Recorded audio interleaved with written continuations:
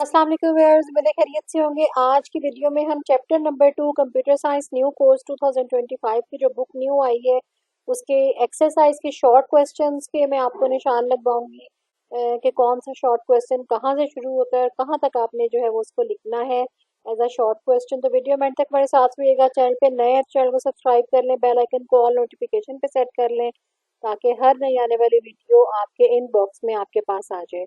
तो स्टार्ट करते हैं आज की वीडियो। पहला शॉर्ट क्वेश्चन है जी, what is the primary purpose of ASCII encoding scheme. तो इसको आपने कहाँ से लिखना है? चैप्टर नंबर 2 के पेज नंबर 39 के ऊपर।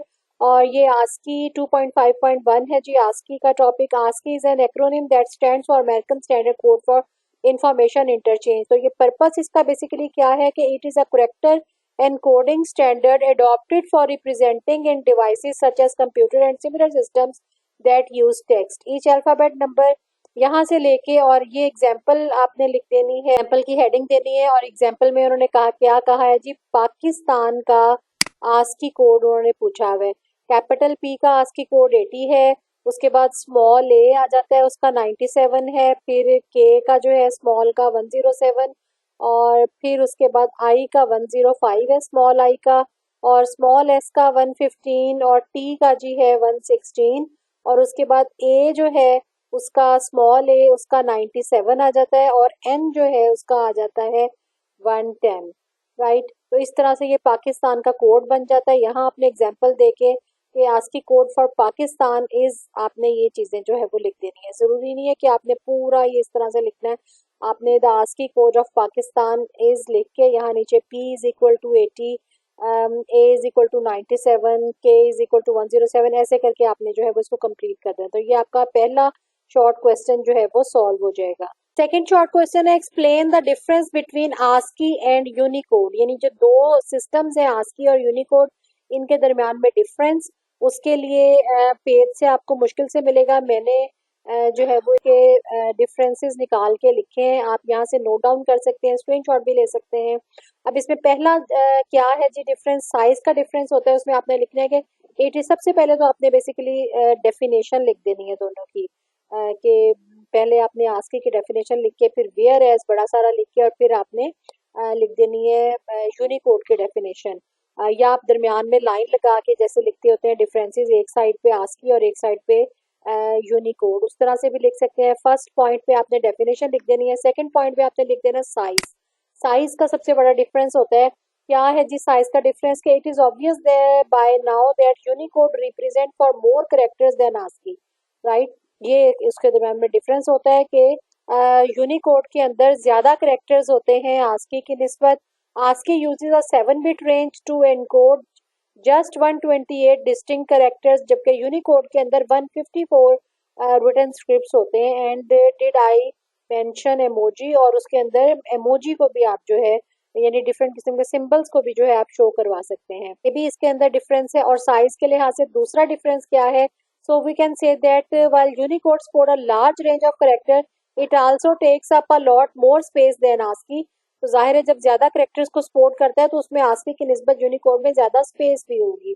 सेकेंड फैक्टर है जी इसका कि आस्की जो है वो किस तरीके से इसके इक्वल है for backward compatibility. The first 128 Unicode characters point to ASCII character, यानी 128 जो पहले है वो जाहिर है उसके इक्वल है, तो बैकवर्ड कंपैटिबिलिटी इससे इसके साथ हो गई। And since UTF-8 encodes each of these characters using 1 byte. और सेकंड पॉइंट इसका क्या है? ASCII is essentially just UTF-8, और we can say that ASCII is the subset of Unicode. यानी यूनिकोड हम कह सकते हैं कि एक वास्ट जो है वो नंबर सिस्टम है इसका, और जो आस्की है वो इसका एक सबसेट है यूनिकोड का। Vice versa is not true. तो ये आप जो है वो डिफरेंस लिख सकते हैं। उसके बाद तीसरा क्वेश्चन आ जाए जी, how does Unicode handle characters from different languages. के डिफरेंट लैंग्वेजेस से यूनिकोड जो है वो किस तरीके से करेक्टर्स को जो है वो हैंडल करता है। इसका आंसर आ जाएगा जी, ये जो आपको ऑरेंज में नजर आ रहा है ना, Unicode can represent over a million characters through different forms of encoding such as UTF-8, UTF-16 and UTF-32. UTF is an acronym that stands for Unicode Transformation Format। ये जो है तीन लाइनें, ये इसका जो है वो आंसर है। इसके बाद आ जाए क्वेश्चन नंबर 4 पे। What is the range of values for an unsigned 2 byte integer. Unsigned का मतलब है पॉजिटिव इंटीजर के लिए जो है वो 2 बाइट की क्या जो है वो रेंज होती है। इसका आंसर आ जाए पेज नंबर 32 के ऊपर, ये वाला पॉइंट ये लिखा हुआ है ना, 2 बाइट होल नंबर यानी 16 बिट्स मैक्सिमम वैल्यू जो है वो 2 raised to power 16 minus 1 is equal to 65,535। और उससे पहले आपने यहाँ से स्टार्ट कर लेना है कि if n is the number of bits the maximum value that can be represented by 2 raised to power n और उसके बाद -1। राइट, यहाँ तक लिखने के बाद फॉर ये फार्मूला हो गया उसका मैक्सिमम वैल्यू का। और ये आपने 2 बाइट के लिए लिख देना है कि for example 2 byte whole number is equal to maximum value उसकी क्या होगी। n इसमें 16 है बेसिकली क्योंकि 2 बाइट्स हैं। एक बाइट का 8 और दूसरे बाइट का 8 + 8 16 हो गया। 2 raised to power n जो है n 16 और -1 तो ये आ गया 65,535। तो इतना ही इसका आंसर होगा। नेक्स्ट है जी, explain how a negative integer is represented in binary. कि नेगेटिव इंटीजर जो है वो किस तरीके से बाइनरी में डिस्प्ले किया जाता है। आंसर के लिए पेज नंबर 32 के ऊपर ही ये देखें जी, इंटीजर जो है बेसिकली होल नंबर में सारे पॉजिटिव इंटीजर्स आते हैं और जो इंटीजर वाला टॉपिक है उसके अंदर नेगेटिव नंबर भी आ जाते हैं। यानी whole number plus negative numbers. Negative values are store using two's complement explain the following section.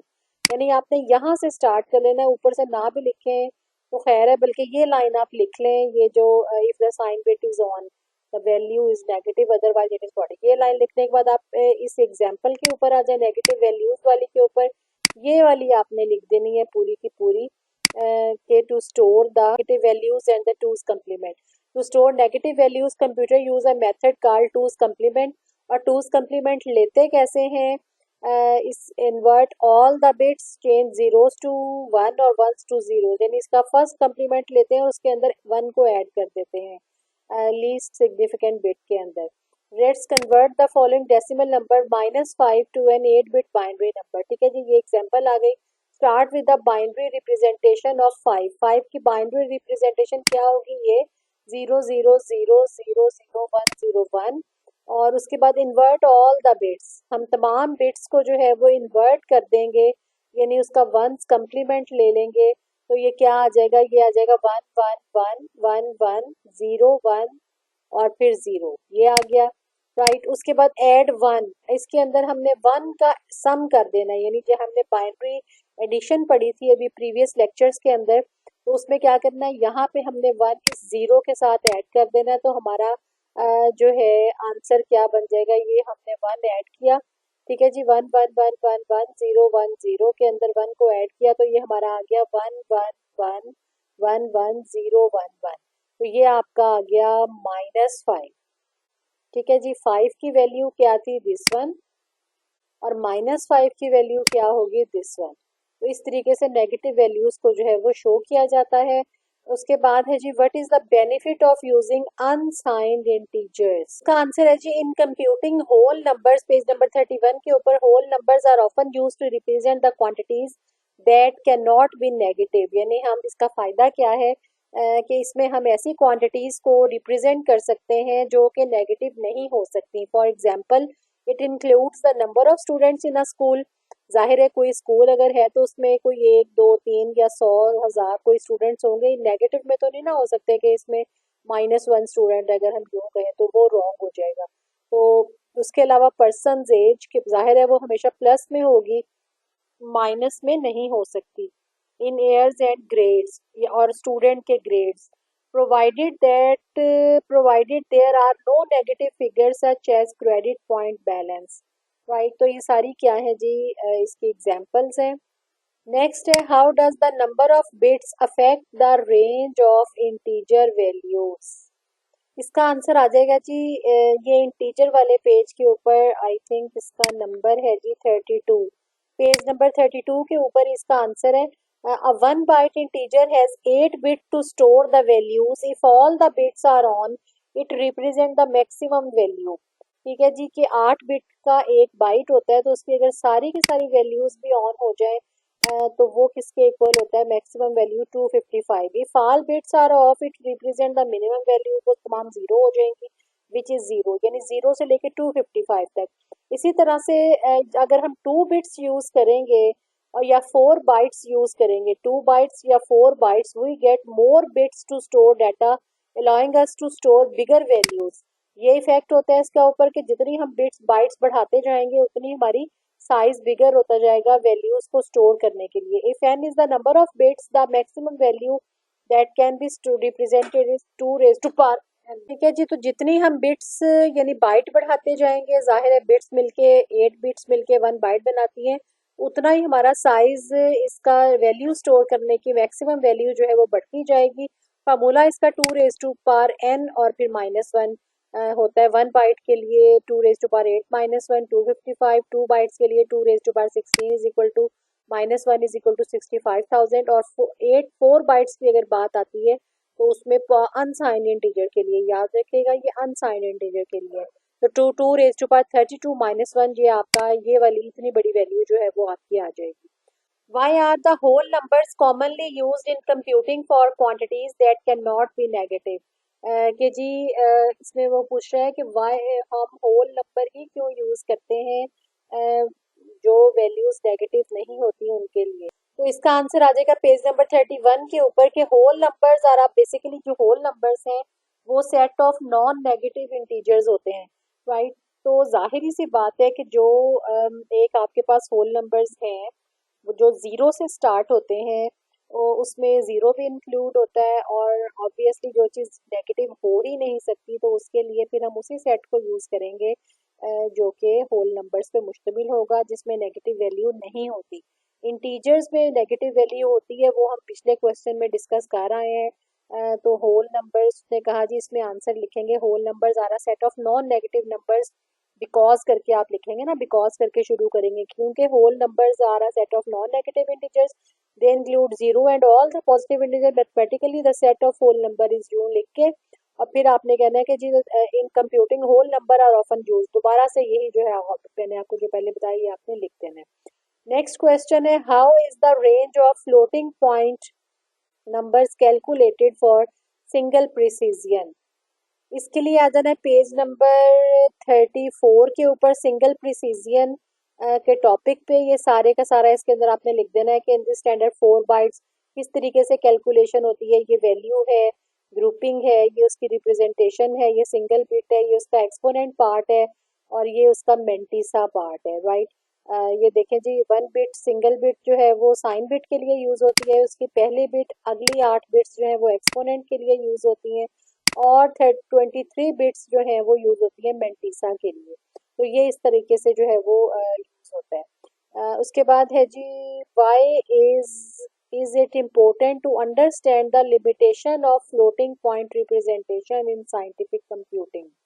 यानी कि ये क्यों इम्पोर्टेंट है उसकी लिमिटेशंस को, फ्लोटिंग पॉइंट की लिमिटेशंस को अंडरस्टैंड करना साइंटिफिक कंप्यूटिंग के अंदर। तो इसका आंसर जो है वो ये आप नोट कर लें कि since real numbers can not be represented accurately in fix space, यानी जो रियल नंबर्स हैं उनमें चूंकि इशारिया के बाद बहुत लंबी कोई वैल्यू भी हो सकती है, तो उनको हम फिक्स स्पेस के अंदर जो है वो एक्यूरेटली रिप्रेजेंट नहीं कर सकते। When operating with floating point numbers the result might not be able to be fully represented with the required precision, यानी प्रिसाइजनेस नहीं आती हमारे रिजल्ट के अंदर जब रियल नंबर्स की जो है वो बात आती है। This inaccuracy ends up as information loss, और जाहिर है जब रिजल्ट में इनएक्यूरेसी होगी तो हमारी इंफॉर्मेशन लॉस्ट होने के ज़्यादा चांसेस हो सकते हैं।